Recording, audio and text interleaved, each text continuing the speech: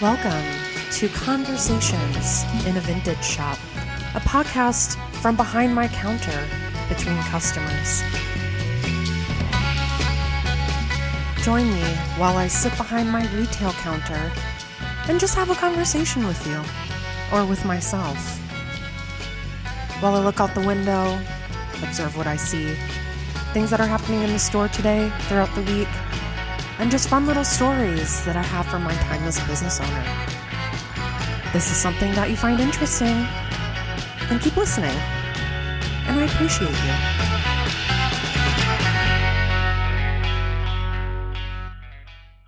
Hey everyone, thank you so much for joining me for episode 9 of Conversations in a Vintage Shop, a podcast where I bring the conversations I have in my vintage shop straight to you. And this is recorded from my vintage shop, so you'll hear all the great background noise, whether it be my music, customers coming in and out, because I want to be authentic as possible. And I feel most at home in my shop, and I can say anything that I want in here. It's my safe space, and I want to bring you into that.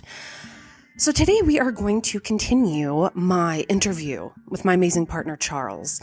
Now, we get on long tangents and we can have hours and hours and hours long conversations, and we have a lot more to say. So I thought it'd be fun just to do a part 2 and kind of see what things we can come up with next. If you guys have bared with us so far. But before we get to that, I want to give a little bit of a shop update. Now, today, I'm filming this, recording. I'm not filming yet, unless that's what you guys are into. But I am recording this on Wednesday, December 1st. And today I got myself a dirty chai, which I don't know anything about drink names. I was never a barista. And I know that dirty chai is espresso, shot of espresso and chai. And I thought that sounded really good, so I went to my favorite small local business called Namaste Chai here in downtown Fargo. And I'm doing a big no-no. For someone who's on meds for their ADHD, I am having coffee. I don't know how this is going to go. I've had one sip. Last time I had coffee on my medication, I got the shakes and heart palpitations, so keep me in your thoughts, you guys. But on my Instagram yesterday, I had put up a series of videos, almost in a continuation of a story that I had detailed on one of my previous episodes about customer stories. And if you haven't listened to that episode, if you want to understand what I'm talking about, stop right now, go back. I think it's episode 7. And in that episode, I talk about one of my encounters with a man who I call the black leather jacket guy. And he came in again yesterday.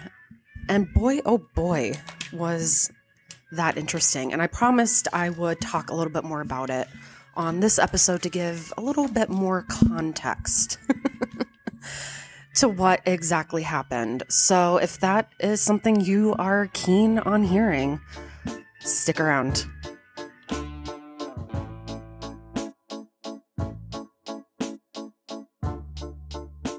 All right, so yesterday, black leather jacket guy made another appearance, and I didn't recognize him at first. Admittedly, I didn't have my glasses on, but the moment he started talking to me, I remembered exactly who he was. And he came in, and I was in the middle of a conversation with someone else when he burst through my door. And without my glasses, I noticed he was like, "Hi again." And I thought, oh, I must know him. Is it my landlord? I couldn't tell. And when he got closer and we started talking a little bit more, all the puzzle pieces came together.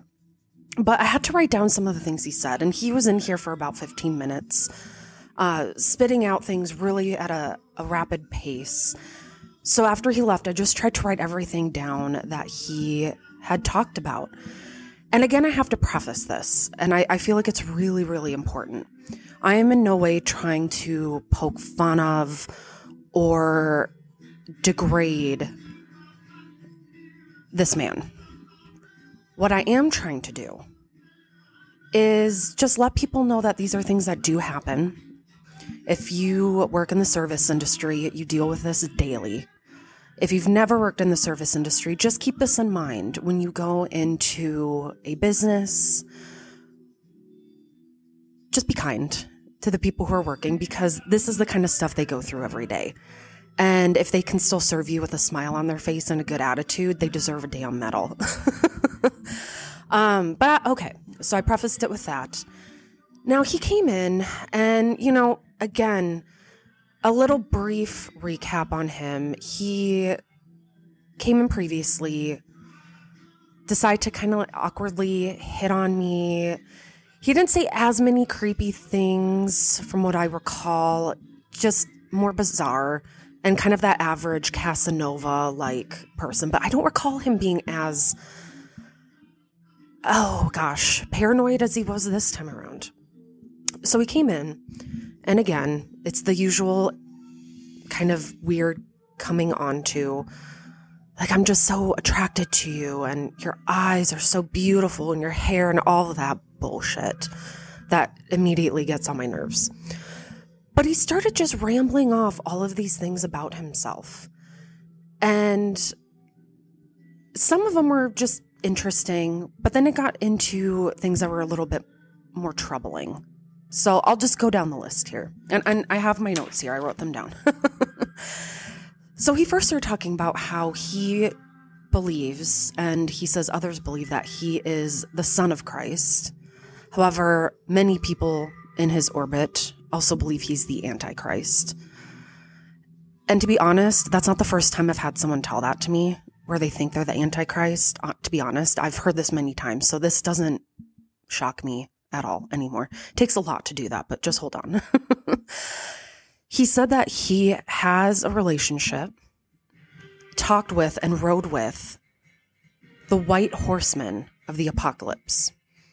Now, if you're familiar with the 4 horsemen of the apocalypse, I don't know if any of you have watched Supernatural, but there's an episode about the 4 horsemen of the apocalypse that I think is fantastic. I love Supernatural. I know a lot of you out there listening do too. So they are the ushers of the end of times.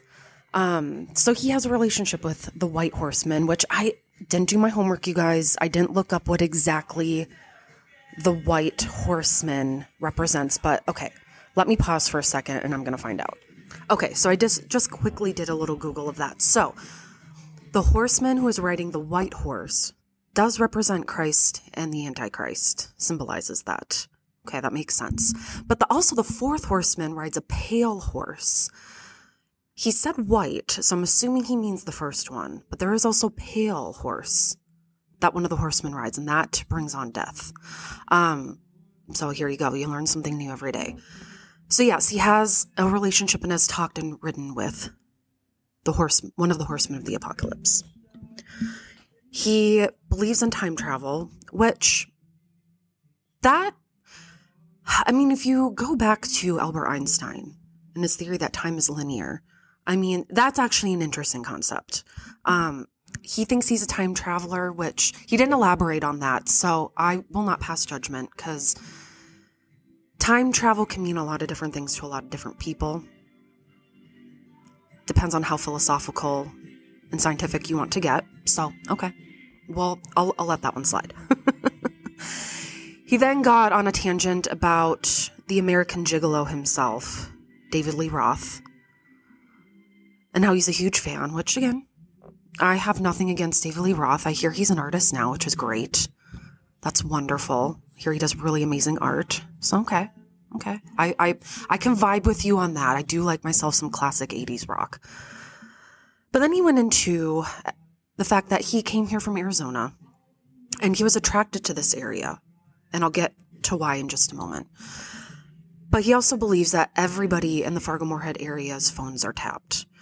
And, I've had a lot of people talk to me about this and how they believe our phones are tapped. And again, it's all a matter of context. He believes that there are demons that are tapping our phones.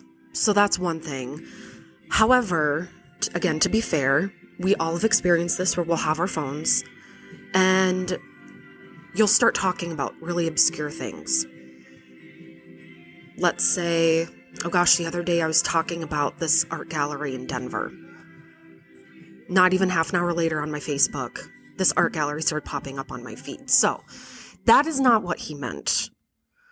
He meant demons are tapping our phones, and they're demons like contracted by the government. Again, this sounds like a plot from Supernatural. Correct me if I'm wrong. I swear that was an episode. I don't know. Again, maybe I should have a Supernatural episode where I compare real life happenings to episodes of Supernatural. Guys, you'd be surprised the conversations I've had.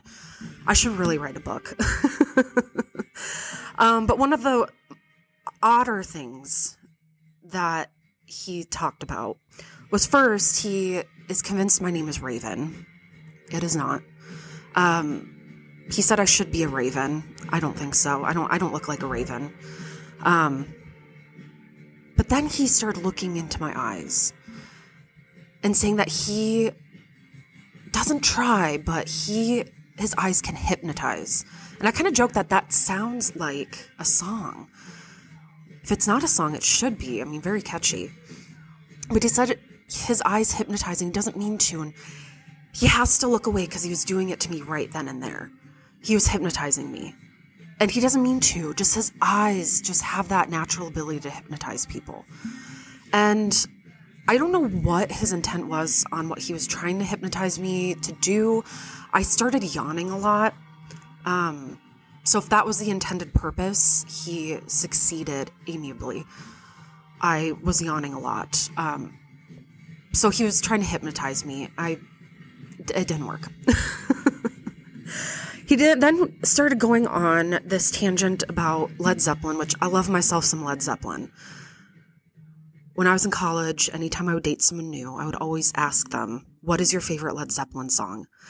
And if they said Stairway to Heaven, it was a deal breaker, because that is the only song that anybody can name from Led Zeppelin.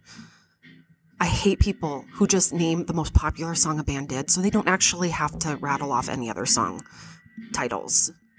Does that bother you guys too? Anywho, so he started talking about Stairway to Heaven, and I have heard this before, that if you play the record backwards, it has some satanic scripture. He started relating this back to Aleister Crowley, and I think he was talking about Anton LaVey. I'm not positive.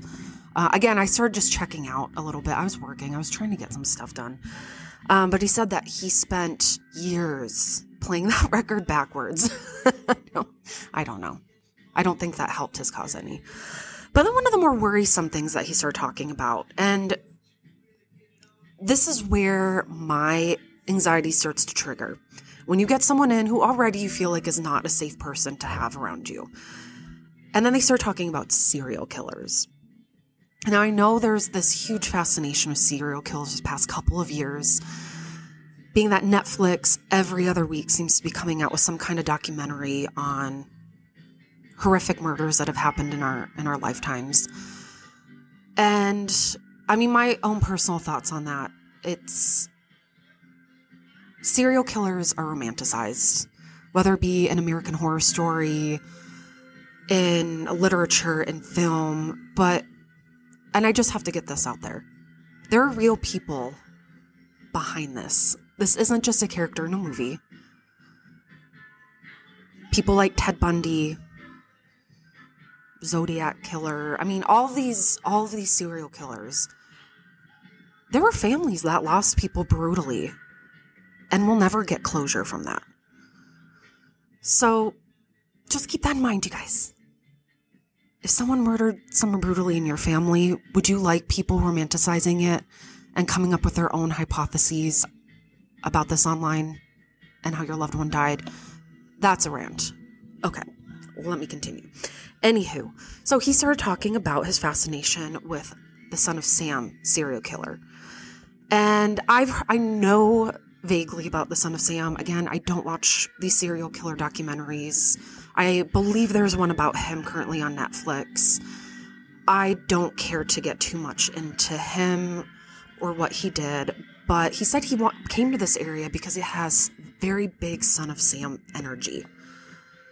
And he started talking about how the Son of Sam lived here, and he believes that the Son of Sam killer is still here in the Fargo-Moorhead area. Now, I know I was confused by this because I didn't know if that was actually based in factual context. And apparently there were rumors that there was a cult here that Son of Sam killer was tied to. I don't know if that was ever proven to be factual or if that was just a rumor. I don't really care. But when someone starts saying they came here because it had the serial killer energy and it fascinates them, that's when it's like, okay, let's take this back a bit. No, I'm not going to put up with that. So, I'm not good with drawing boundaries. But this is one boundary I had to draw, and I told him I don't have time for this anymore. And then he's got to go. And it took me a little bit to get him out the door, but before he walked out the door, he stands there and he looks at me and he's like, you don't need to be scared of me. You don't have to fear me. I'm going to come in here every week and I will get photos of you. And then he left. Sorry, that's like a partial cough exasperation. Like, I think my soul's trying to leave my body right now. I laugh about it and it's not funny. But that's how I deal with stressful situations and uncomfortable situations, is I use humor. So that was the last thing he said to me. And it's one of those things where this happens so much. And I said all of this in that previous episode about customer stories, and I'm not going to go over all of it again, but this shit has got to stop. It's so unbelievably annoying. And again, I know he told me a little bit about his life story, and everybody deals with their shit. We are all a product of the environment we were raised in. I've had horrific things happen to me in my life. My life could have turned out very differently from the one I have. We're all one decision away from where this man is. But also, it doesn't excuse going into someone's safe space and doing that. So, that is my continuation of this story. And if he keeps good on his promise to come back every week, I'm sure I will have more. But let me tell you, it's not going to continue this way. It just can't. So on that note, we're going to liven it up a bit. And we're going to head right on back to me, myself, and Charles. And maybe we'll discuss this or something like this. I don't know. But if you want to hang out with us a little bit longer, stay tuned.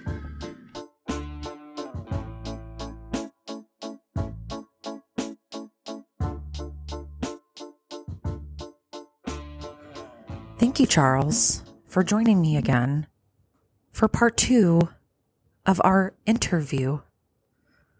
How are you feeling about that? I'm still tired, but good. Good.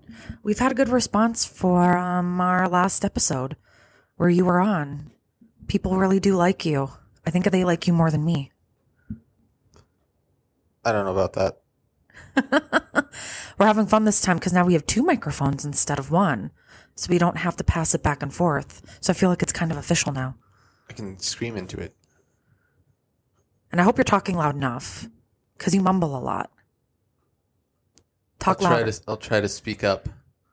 Okay. I'm trying to talk like that Saturday Night Live skit with what's her name from the 90s with the sweaty balls of the public radio. Oh yeah, I was people. like, that skit with the lady and the other lady. Yeah. You know that one. I know that one. So we have a few things to talk about on this part 2, and this is a different day that we're recording this. This isn't the same day we did part 1. And it's just a continuation of our conversations, but also some new things that have happened. And even some new things that have happened since I recorded the intro last week. I've been doing these in pieces because it's been so busy lately with the holidays at the shop. I have been neglecting everything, and I'm trying to do things in installments. So let's get ourselves updated here. Now, I have to preface this episode with the fact that I am using a different program to be able to record using 2 different microphones. So if you hear anything staticky at all or the sound quality is just not as good as previous episodes, That is why. I apologize. Bear with me. I don't have a fancy sound system. I don't think anybody who does podcasts do, because that shit's expensive. So if you hear anything staticky, I apologize. I know it's annoying, but hopefully our conversation can distract you from that. But I have a list of things that I would love to talk to you about, Charles, and get kind of your feedback on. Are you game? Sure. So I want to talk a little bit about our men's line, Collectif, that we've been getting in the shop. And for those of you who don't know, Collectif is a UK-based brand that uses vintage patterns to reproduce vintage-inspired pieces in more size-inclusive ranges so everybody can wear them. And the men's pieces especially, or the menswear, has been really popular in the shop with men and women. And we're going to be getting some new things in. And I know you're very excited about it, aren't you? Getting some more sweaters. Yeah, some more button-down cardigans, long-sleeve cardigans. So, Charles, out of all the pieces that we're getting, and I mean, it's impossible for us to be able to describe them to everybody, but what are the ones that stick out to you? Well, I like several, but there's one sweater that has polar bears on it, and I like the polar bears. And then there's another one that has a cowboy scene on the front and the back, I think. So those are cool. There's a T-Rex sweater too. Oh yeah, the T-Rex one. That's kind of like a 50s comic booky. Almost King B-movie. Kong-ish. Yeah. And then there's a rocket ship. Oh yeah, rocket ship sweater.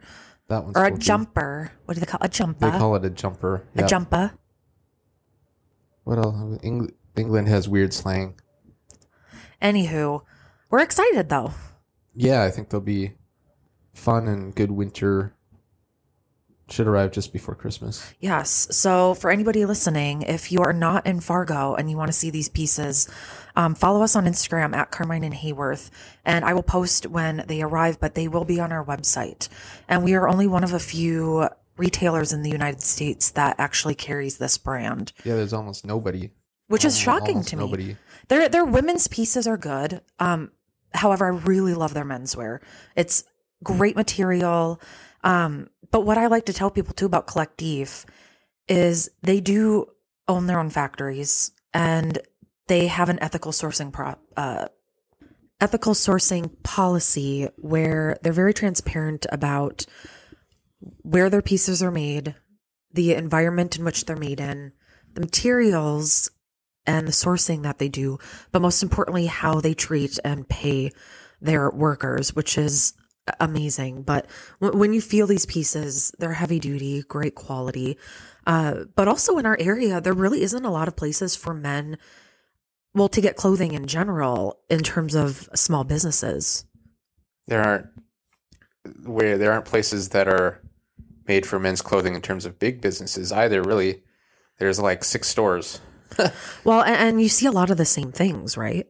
Yeah, you do. You see just like mall stuff is really it. And then there's that Duluth Trading Company, which I don't like because they don't carry smalls. They just make everything medium and above. Just like with women's sizes, they make everything in smalls and nothing above an XL. Yeah, it's just the opposite. It's the opposite. Because there are no small men out there. And there are no big women out there. No. Something's wrong with this, right?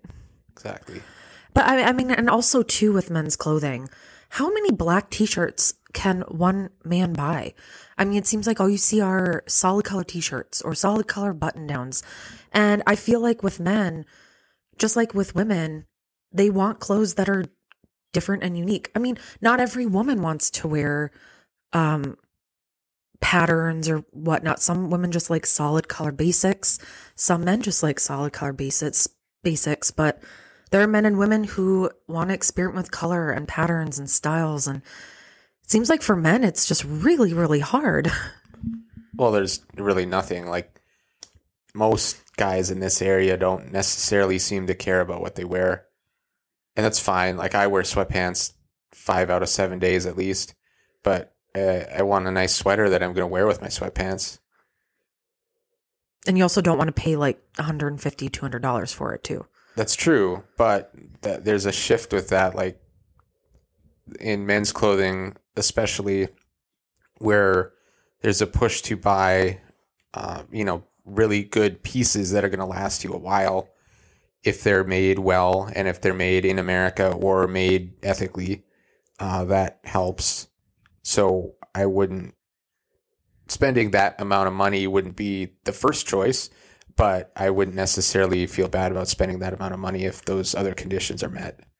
Yeah, I mean, that's true. And I mean, I'm really happy that we found Collectif, and especially now that they have their menswear and there's some options. The sweaters range from 60. Oh, there's a sweater vest too. I forgot about the vest. Oh yeah, sweater vest. You're really it's like excited a Fair about Isle that. sweater vest, which is really cool. It kind of looks a little like Ralph Lauren a little bit. But what are they run like 60 to 80 for the sweaters? They're not incredibly expensive.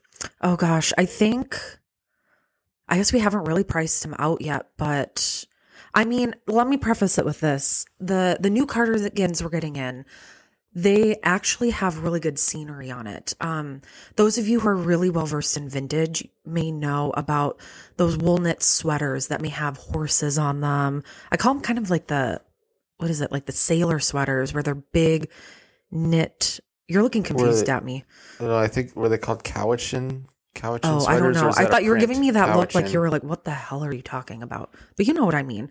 And they would have like a horseshoe on the back, or horses, or geese. Yeah, they have the scenes like somebody was knitting and they knitted a scene into the sweater on the back or on the front by the each side. And that's what these sweaters look like. Yeah. Which it's kind of an homage to the 1950s, like kind of cable knit type sweaters. And these are kind of like, some of those sweaters were like massive, heavy, really thick, heavy sweaters. These are slightly in between. They're maybe not quite as, like, you could wear it as a jacket, but not as a jacket in the winter.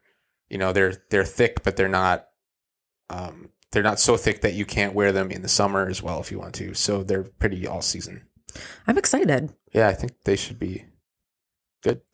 Well, and now the most exciting part is you're going to have more time to help me merchandise the men's section. Yeah.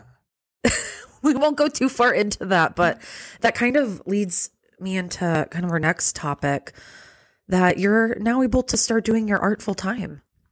Yeah, so if anybody is listening who has a commission through me that's been out there for a while, I apologize for not being super timely on that, but I should have some time to get those things done relatively soon here. That's part of what was it, our last episode, where we were talking a little bit about your experiences doing art as a business. And even though you did it more as a side hustle because you had a full-time job, you didn't have a lot of time to dedicate to your art. And there was a topic that we touched on that I had several people reach out to me who it struck a chord with them. And that was about businesses that you had worked with that never ended up paying you for your work, but have continued to use it. And I don't expect you to say too much about it because we're not gonna tell anybody what businesses these were. Because I mean, can I say it was in the drink business? I mean, you can. People have reached out to me asking who it is or what businesses they were, and I will tell you. But I'm not gonna get that recorded. But I've had other people reach out to me and say that the same thing had happened to them, and not necessarily in the same medium as you, but people who are artists in different industries who don't get paid for work that they've done because the work they've done for said business is big. They have clout, they have sway. So it's hard to go up against businesses that have a reputation and a following because you're afraid that no one's going to believe you or you're going to get a whole lot of crap for it. Because you're just one person in the, you're a local artist or whatever, and a lot of people don't feel like there's I think some people who aren't makers or aren't craftspeople, or they don't necessarily realize that it's not just you sit down and you draw something in like 10 minutes, which sometimes you do, but usually there's a more of a planning situation to it, and it takes hours to do it, especially if you're like a really detailed person. If you're somebody like, my stuff's not like, I mean, I'm not going to sit there and work on something for 20 hours, but if it's something that's a commission and I want it to turn out well, I might spend 3 or 4 hours on it, or maybe longer. And people don't really realize that there's an amount of time, and it's not just your time. You have to also be concentrating, and if you've got other concerns and worries and stuff like that, that all plays into if you're able to create something. And sometimes things don't turn out well, and you've got to do things a second or third time, and that's what people are paying for. You're not paying for that sheet of paper that costs 10 cents. You're paying for the person's time and the person's effort and skill that goes into it, no matter what it is. If you're talking about making a blanket or making a shirt or something like that, it's not the material necessarily, it's the thought and the effort behind it that you're paying for. Well, and what I have a hard time understanding, and I've heard this from people who are photographers, other artists, those who write. I mean, you name it, I've heard feedback from it, and there seems to be this culture, and I can only speak for the Fargo-Moorhead area. I know this happens elsewhere, but I'm particularly speaking about this smaller city.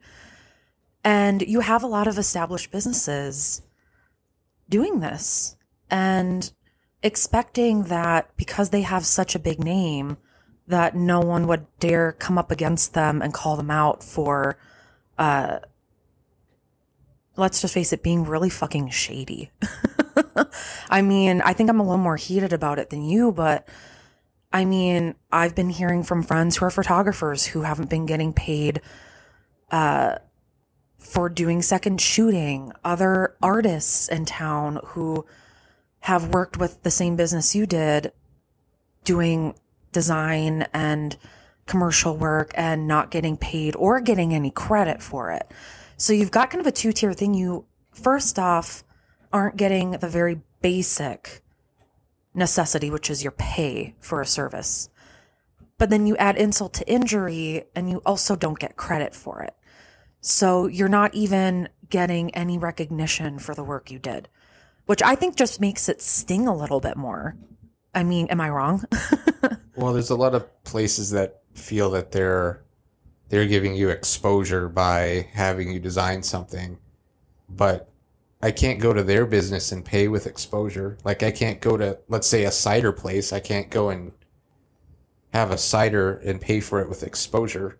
That's not the way it works. And exposure doesn't, unless you, like, if I did something that got picked up on some massive company's Instagram, or if I did a job for a national company, then you're going to, obviously they'll probably pay you, but you'll also get that extra bit of exposure if they put you on their channel, if they have a ton of viewers. Like, let's say they have 50,000 or more subscribers or something. Yeah, you might see a little bump from that. But unless somebody who picks you up that has like 1 million subscribers and features you on their YouTube channel or their Instagram or whatever it might be, you're not going to see any sort of a bump or anything from quote unquote exposure, not from a local business.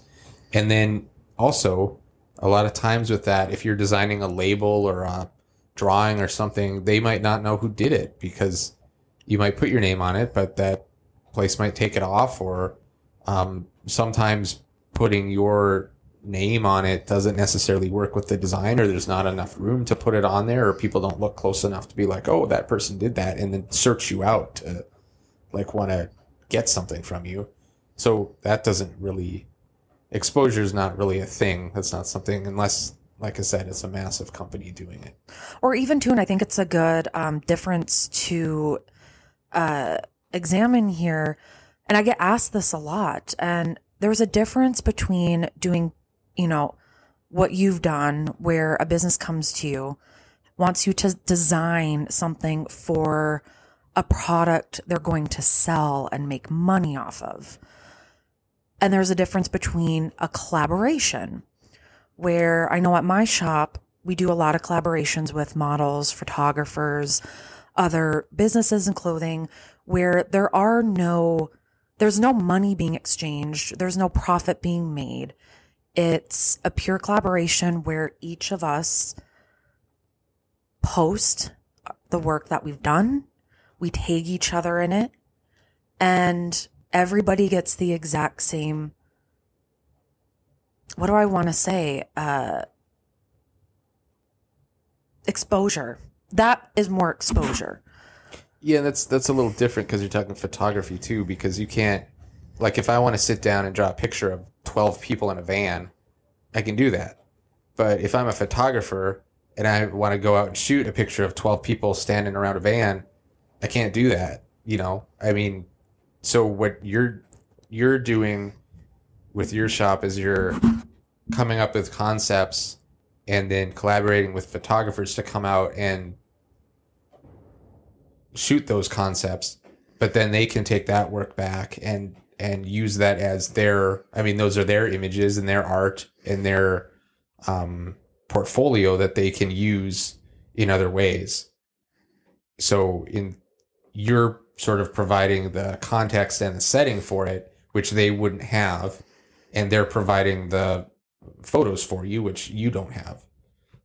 So it's a little bit different than just, you know, like a painter or an artist or a illustrator or sculptor or something. I mean, but it is similar in terms of, let's say, I work on a collaborative shoot and the photographer says, okay, you can use and post these images, just tag me and I'll do the same to you. But here I take the image and I make a print out of it and I sell it and I make money off of it, yet don't give any of that or didn't pay for the right to use that image. Right. I feel like with what you've experienced, it's you do a service and you expect to be paid for the art that you rendered for them to use for a product. And if they don't pay you, but yet they're selling this product with your work on it and they are making money, it's a whole question of, you know, it's not necessarily illegal if it's not copyrighted material. However, it's extremely unethical.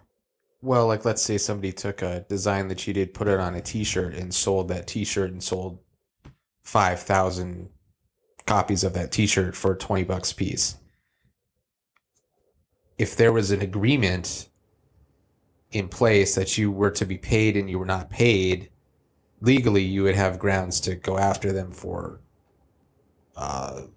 probably, I don't know if you call it copyright infringement, but stealing your design, basically. But the problem is, I mean, the legal fees would be not worth it anyway, unless it was something where they sold like 1 million copies of your... I mean, but pretty much if you're a small artist, you're screwed. Yeah. And you hear that a lot, though, with Forever 21 taking small artist designs and putting them on their products. And smaller artists can't afford to go up against a place like Forever 21. No. Not at all. And it just... but you actually had that happen to you, didn't? On a Facebook group you were in, like a hockey Facebook group, someone was selling a t-shirt with one of your designs on it.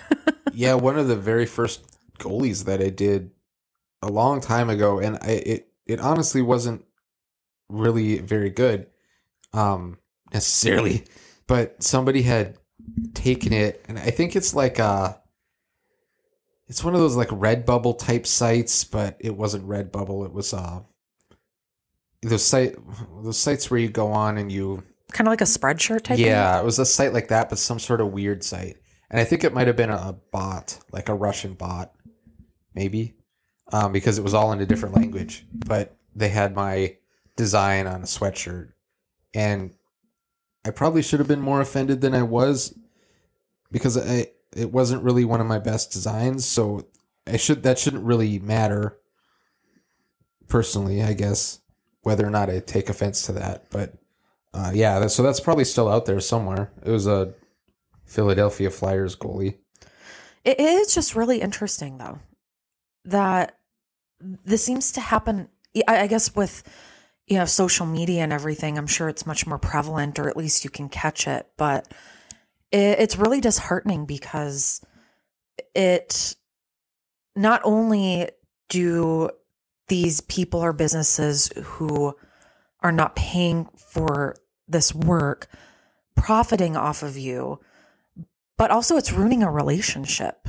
You feel like you can't patronize these places again, and it makes it very awkward, especially if you hear others talk about said business and you feel kind of that pull. Do I say something? Do I keep quiet? Yeah. It's a hard line to walk. Well, and that's like with posting your work and stuff online, it's a fine line because, especially if you're a photographer, I mean, if you don't have a watermark or something on that photo that you post on Instagram or Facebook, I mean, people can just take that and print it and do whatever they want with it. And I think artists have the same issue with that. A lot of them will watermark stuff or put something digital over it so it can't really be stolen. But I think that's where that whole NFT things has sort of come from. You can't really screenshot, and if you screenshot an NFT, it's still worthless. Which it's sad it has to be that way. Yeah, I get it. But I think a lot of it is ignorance. I think a lot of people don't see that as stealing. It's like the whole downloading music back when Napster and all that was, and people would download music all the time and didn't see it as stealing. And personally, I was 21, 22 years old and I did that, and I probably didn't think of it as stealing. But it really was. You were taking somebody's hard-earned money basically out of their pockets. Are we dating ourselves talking about Napster? I was on the tail end of Napster, but I used LimeWire. Do you remember that? I think I do remember LimeWire, but I can remember sitting in my apartment on my massive desktop looking at the little clock or whatever, how many hours this is going to take to download, and you'd go to bed and come and wake up the next morning hoping that it downloaded your what's the name of the band? The Calling, like for wherever you will go or whatever. I was so excited. I can download The Calling, but it's going to be 3 hours and I can enjoy this 3-minute, 50-second song. Exactly. And then you'd have it forever. I had CDs like and then that. it would download viruses with it too. And then your parents would get really angry. Well, I didn't. My parents weren't around at that point, but mine were. I mean, Charles, when you were my age, I wasn't born yet. That's probably true. I was 27. I wasn't alive. I live in my own fantasy world. Anyways. Maybe. Oh, yeah.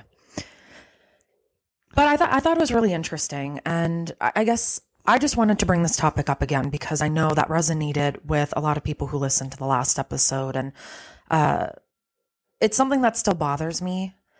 But I think it's a good reminder to people. Just give artists credit. At the very least, whether it's a photographer, whether it's an illustrator, a designer, a musician. I mean, I can name a bunch. Give people credit. And don't, if you want to buy a piece of art, even if it's a print, I think a lot of people get used to like, oh, well, it's just a piece of paper and it should only be like $10. But even if it's a print, the printing process is very expensive. So don't necessarily, if you like a piece of art and it's $50 for a print, and let's say there's a limited amount of prints, that's still pretty much a good deal because that print probably actually cost about $10 to make. And once you ship it, like the artist still is probably not making much money off of it. So, especially if you can't print in as high volumes as maybe places like Society 6. Exactly. That's, yeah. Whereas with Society 6, you get paid pennies on the dollar. You can set your own prices, but yeah, you get paid. You have to sell a ton of stuff on there to get any money back, to get something more than like $1.96 a month. So, I mean, those sites are great in one respect for the artist because they're able to not really worry about it. It's sort of passive income. But if your income's only $5 a year, that doesn't help. I guess all I can say is if you are an established business and you hire an artist to do work for you for a product that you plan on selling for years and making money off of, pay the fucking artist. Especially if said artist only charges you $50 for what they did. Yeah, I would agree. I mean, I feel like we really could talk more about this, but it would just be petty stuff. It'd be petty. But I feel like we both have a right to be. All right, so now we are switching gears a bit. And as I said earlier, the intro I filmed sometime last week. I think it was last Wednesday. It's currently Saturday the 11th. I know this episode is going up on the 13th and I'm so behind, you guys. I'm so behind. But I have a little update to my update that was in the intro, and that is the infamous black leather jacket guy. So as I said in the intro, and I filmed that, I believe it was last Wednesday, black leather jacket guy had come in on that previous Tuesday. And I'm not going to reiterate everything that he said, but we have a continuation. We were graced with his presence last night, unexpectedly. And part of see, when I talk about it, I just get really irritated and I become at a loss for words. But part of what bothered me yesterday is I had a really great regular customer who came in who just works a block over. And we were just catching up about things that have been happening in our area. And I briefly touched on black leather jacket guy. I didn't give her too many details about what happened. But I told her it was enough to kind of shake me up a bit. And minutes after I told her this, black leather jacket guy comes walking in. And I was petrified that she was going to leave. Because that Tuesday when he had come in and started talking about the son of Sam and all that crazy mess, the person that was in the shop with me who I was having a conversation with could tell that he was creepy and bad news and decided that he didn't want to deal with it and just left me there all by my lonesome. So I was afraid that this gal was going to leave and I would have to sit here with this guy by myself again and be petrified of what he was going to say to me next. But thankfully, she clued in on the fact that I needed someone to stay and she stayed, which is great. He didn't stay as long. He ended up leaving, but still reminded me that he was going to be back every week, which I just can't take anymore. But we had gotten to talking about it, and I told her just how much I appreciated the fact that she stayed because I didn't know how to get her attention and ask her to stay. She just knew. And I don't want to say it's not girl code. It's not anything like that.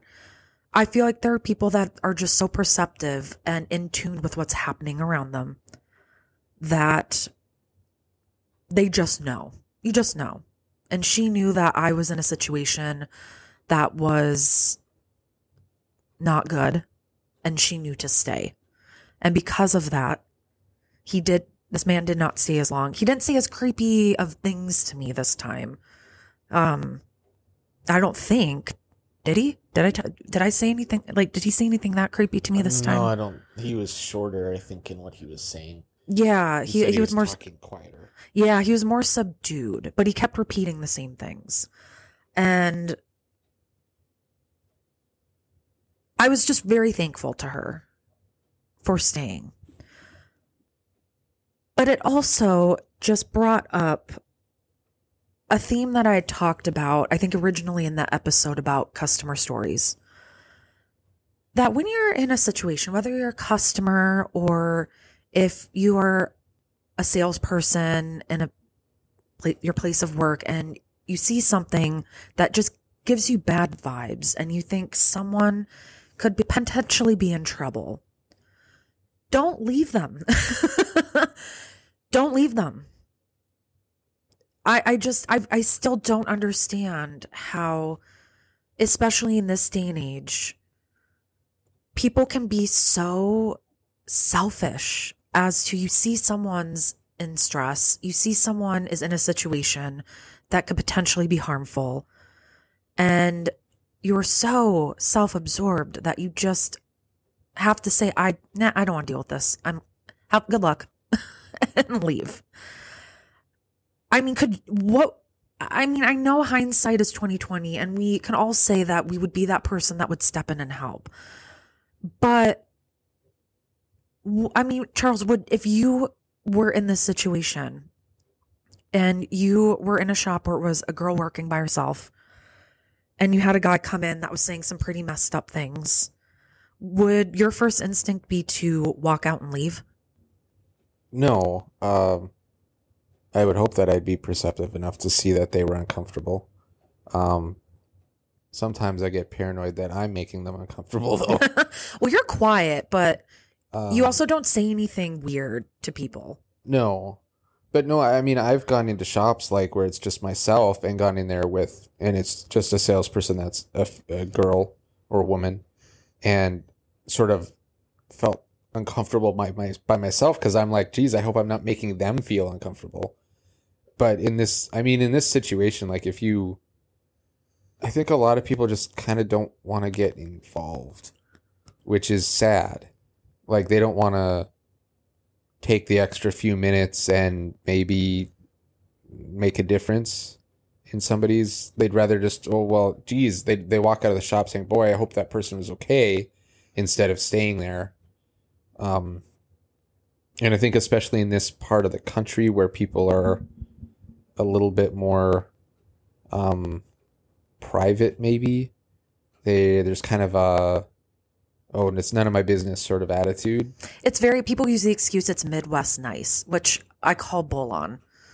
I mean, if I were in a shop and it was just myself, some other dude who was saying really weird stuff to the girl who was working behind the counter, or the woman who's working behind the counter, I would hope that I would, if I didn't say something, I would at least stay in there until the person left.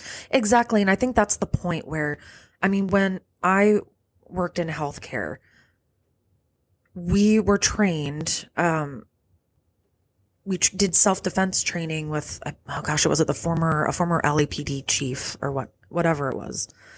And he had told us, if you are in a workplace and let's say you do actually have coworkers with you and you have someone that is there threatening you or making you feel uncomfortable, almost do like a geese formation. Like, stand behind that person. You don't have to say anything. You don't have to engage, but let that person know that you're supporting them, but let the aggressor know that they have support, even if it's just one person. And it was just something that this happens a lot. I wish I could say this is the first time that I've been in a situation where I've had someone in, 9 times out of 10, it's men who have made me extremely uncomfortable and have said things that are very problematic. And the people in my shop will just go, I don't want to deal with it. I don't want to be involved. Good luck and peace out. And it shouldn't be like that. And I'm sick of talking about it, but I feel like until things start to change, I'm going to have to. And to me, if I can at least help one other person, it's all worth it. But I remember when you worked at Macy's, you had told me a story about a female coworker that had kind of a similar issue, right?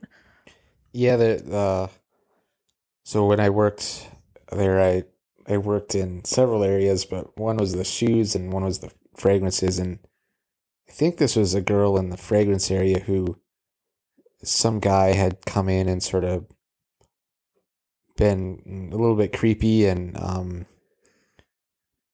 was a situation where she was afraid to go out to her. Oh no, she had gone out to her car after her shift and it was still light out. but it was the back of the mall, and they would make you park way far away, which was really ridiculous. But they make you park way far away, and so she was walking to her car, and this guy pulled up in his truck with like one of his friends or something, and wouldn't, like, it was harassing her basically. And I can't remember, did I see that and I called the mall security? What? Or did she come back in and tell you what happened? Maybe that's what it was. She had come back in.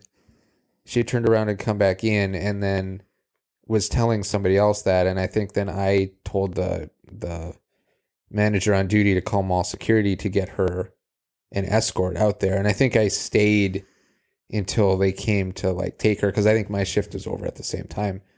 But stuff like that. But didn't she, like, when she left that night, the truck was by her car? Yeah, I think so. I think it was like And that. it was dark out and the mall was closed.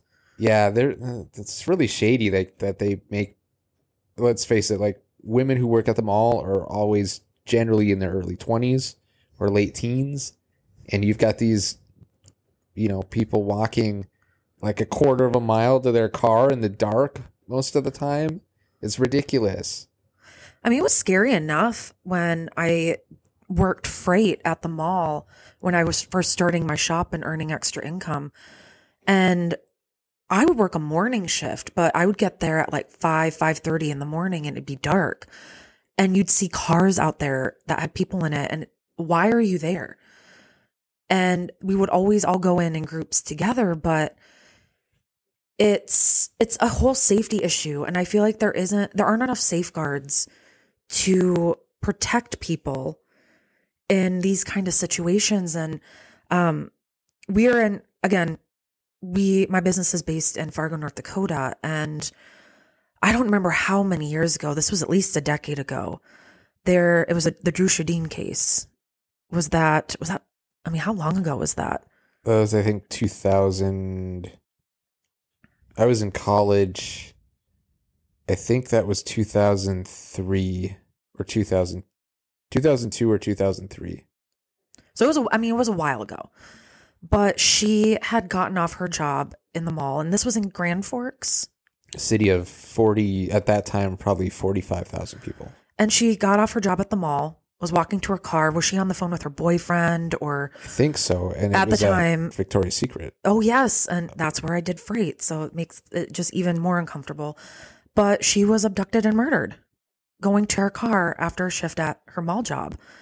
And I think about that every time when I would leave the mall or I would leave work, and just how that could have been anybody.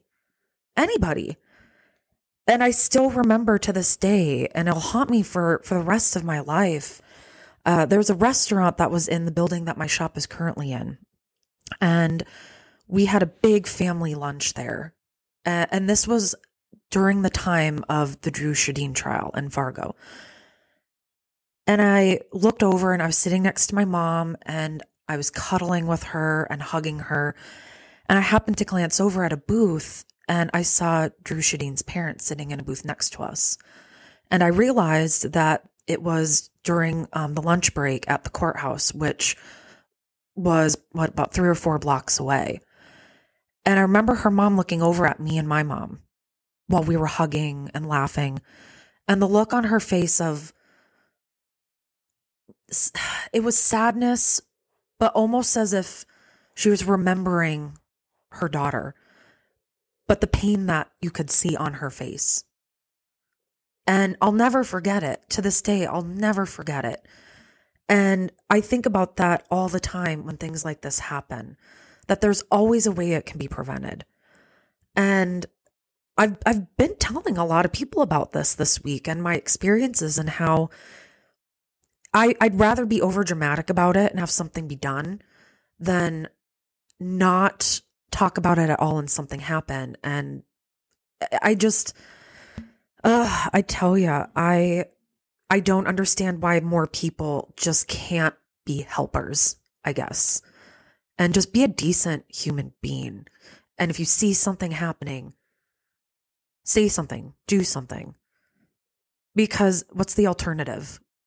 Would you rather sit here thinking, I could have done something and now this person was hurt or killed, and all I would have had to do is just stay and just stay? I don't know. I guess I'm trying to wrap my head around it.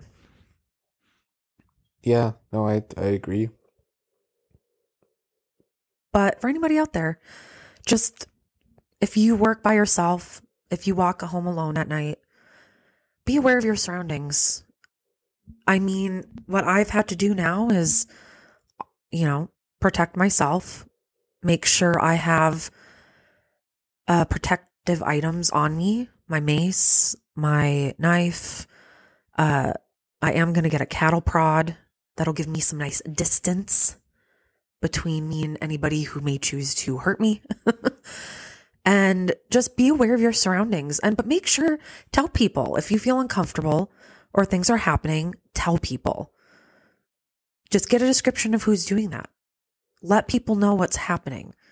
Because the more people you tell, the more support you're going to have, and people will have to listen. And I'm happy to say that I finally have this guy on camera.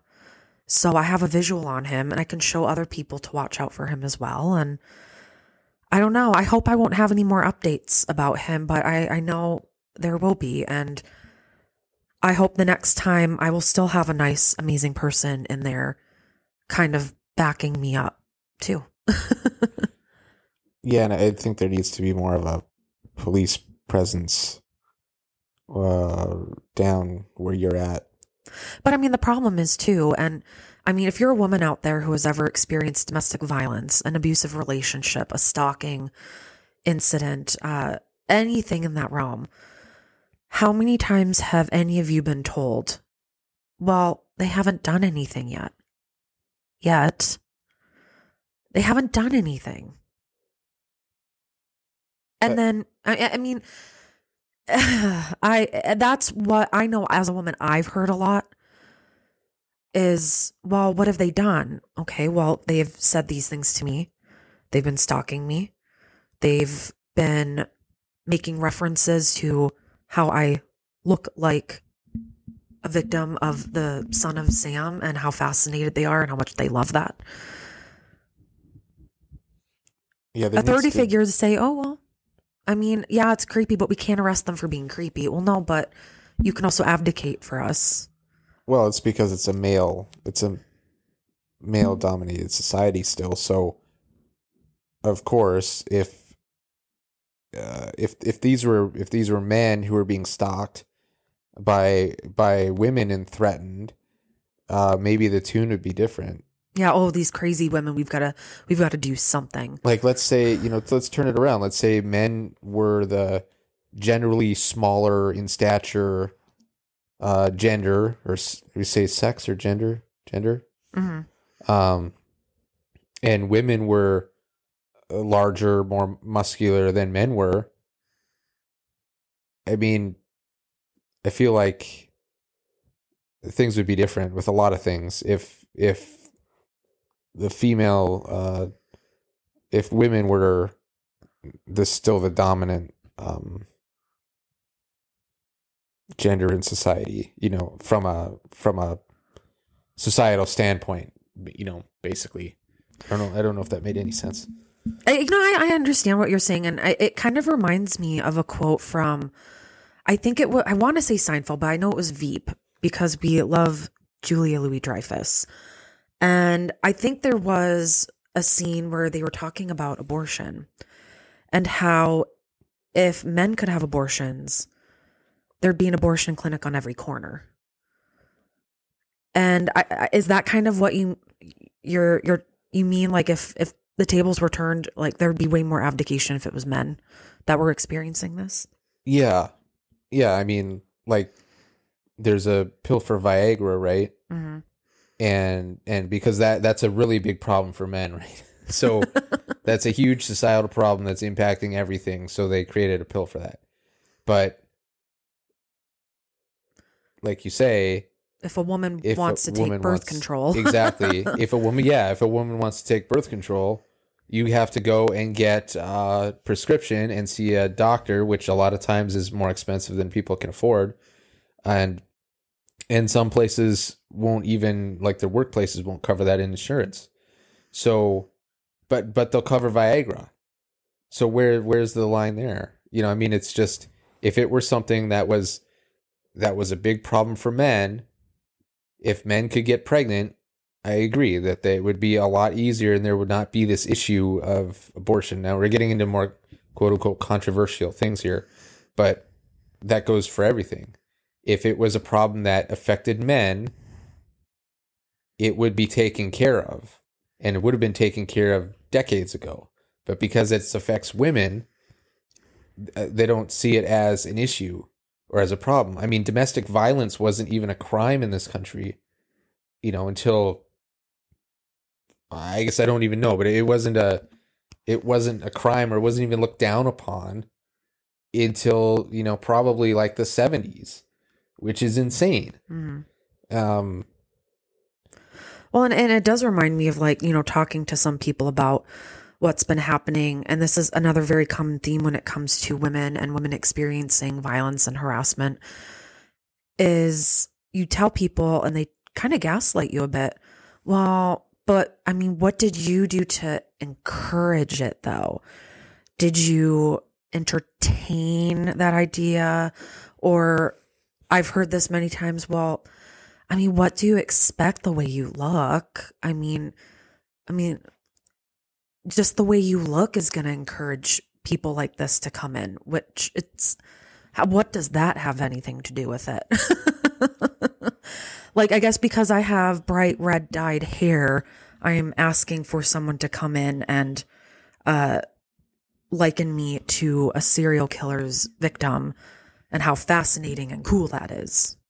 Well, it's the thing where that you as a woman shouldn't have to learn how to defend yourself.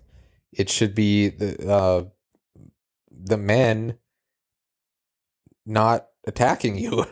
like teach your sons not to attack women or do bad things to them when they're drunk, or when you're drunk, or whatever, anytime.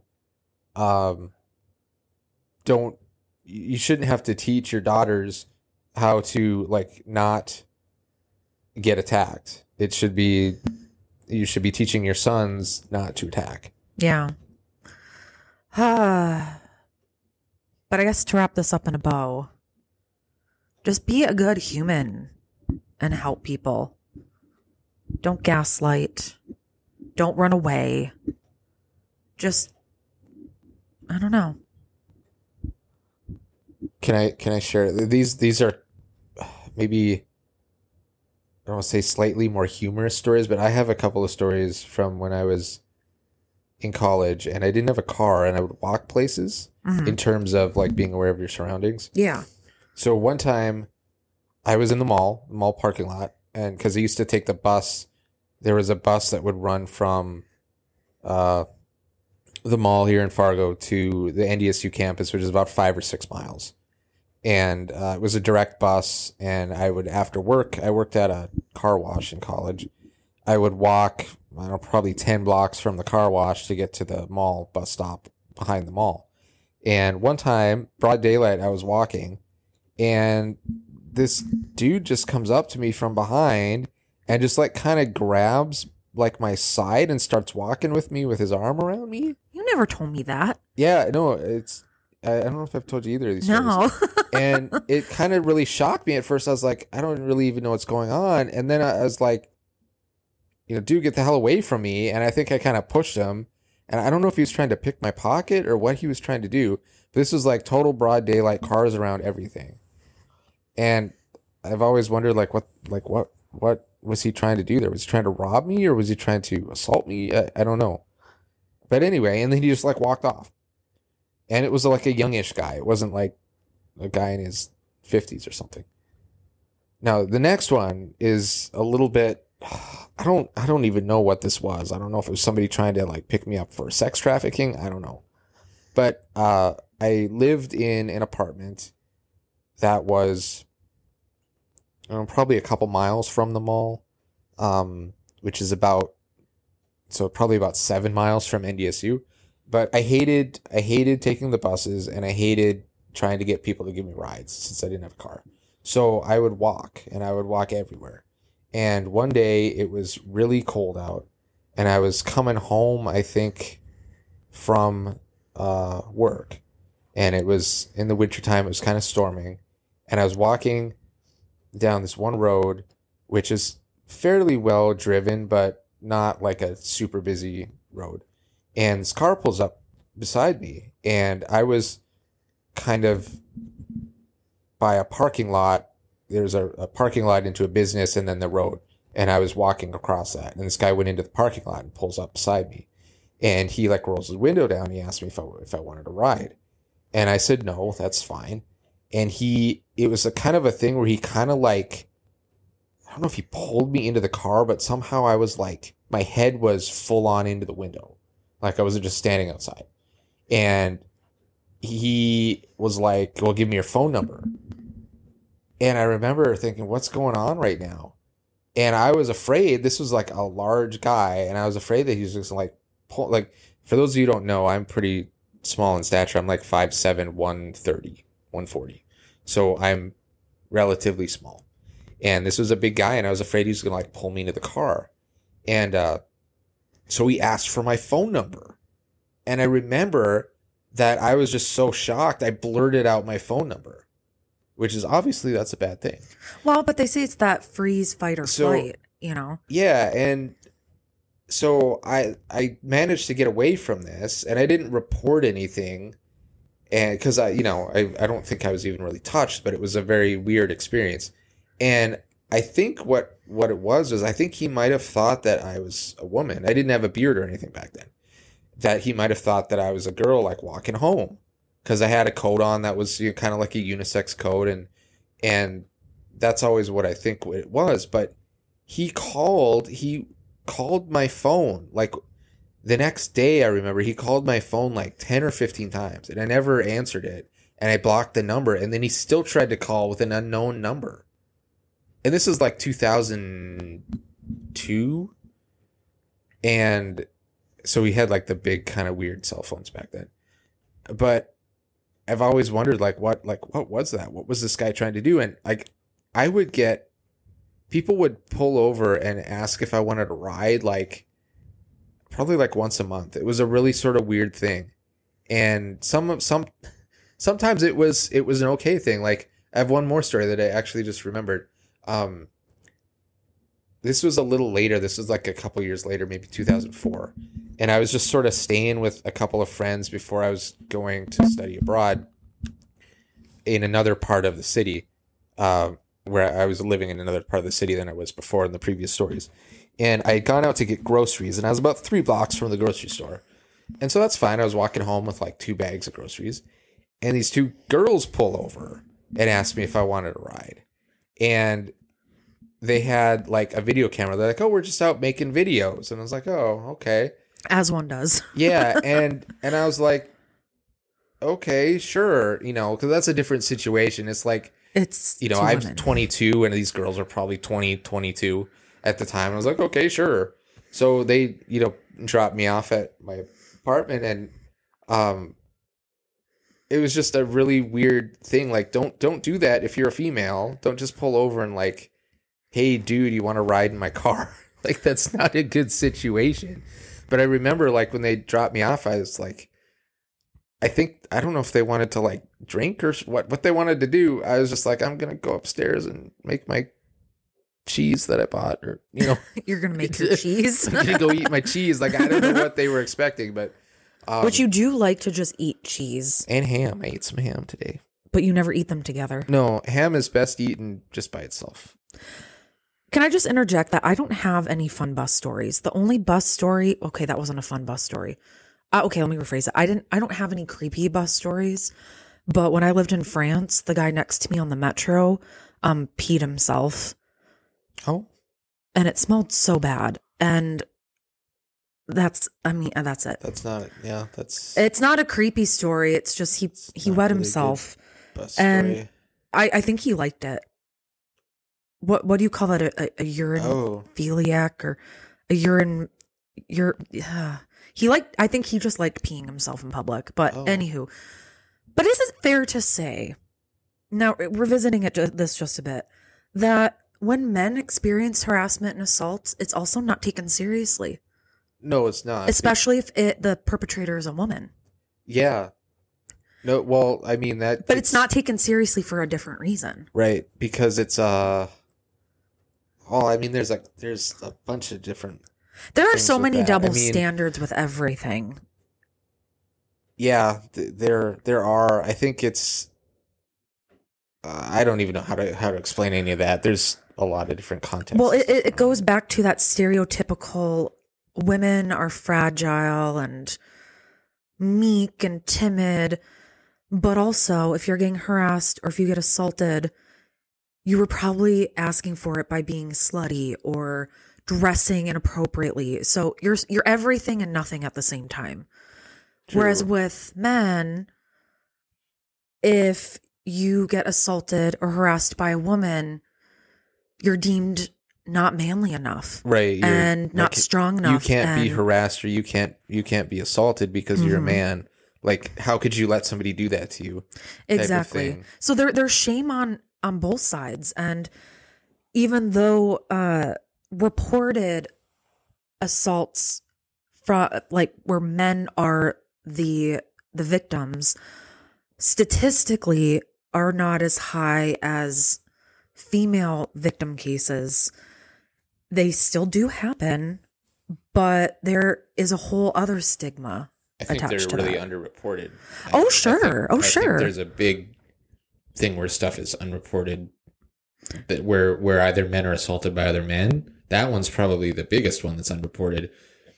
But also, I think stuff happens where men are like harassed or assaulted by women, and they don't take it as being harassed or assaulted by women because I'm a man. I can't. exactly. I can't. Well, like that was just that was funny thing, or something like that.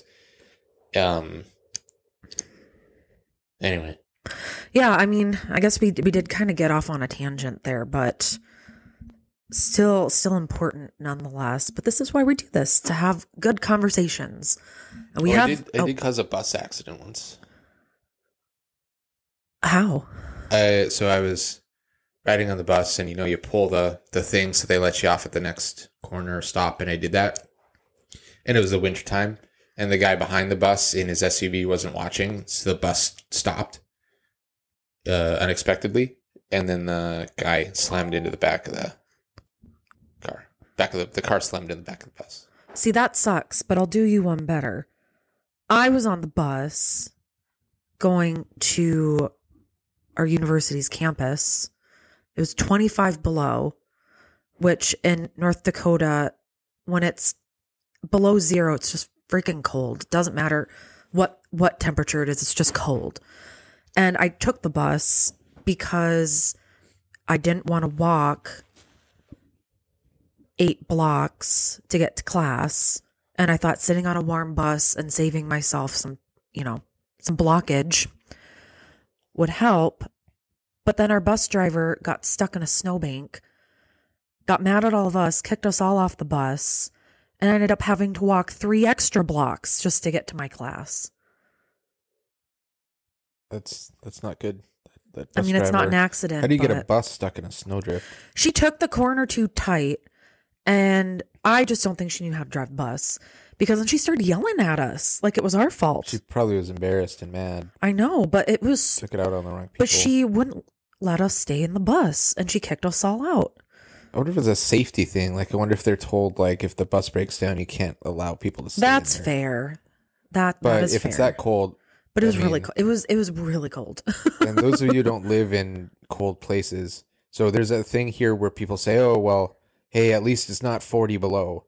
But 40 below does not happen. It's very, very rare when you actually have a temperature in any cold place, unless you're talking about like the Arctic or Siberia or someplace like that, that's actually 40 degrees below zero. That's pretty rare. And that actually never really happens in Fargo. Yeah. And I just want to say that because people say that all the time, and it annoys me because it actually doesn't get that cold. My phone keeps going off. Wow. Well, we had a really good range of topics here.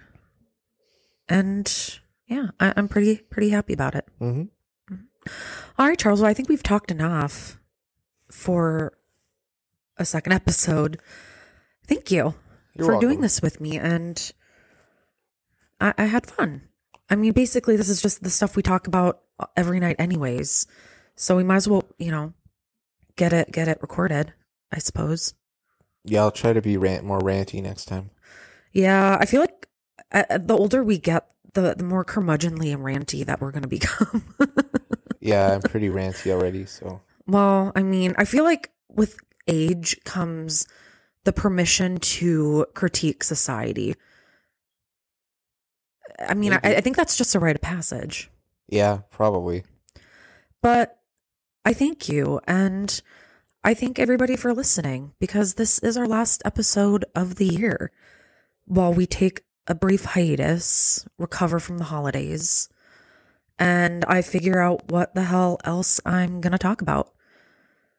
And I don't know if you have any ideas of what I can talk about next year. Not off the top of my head.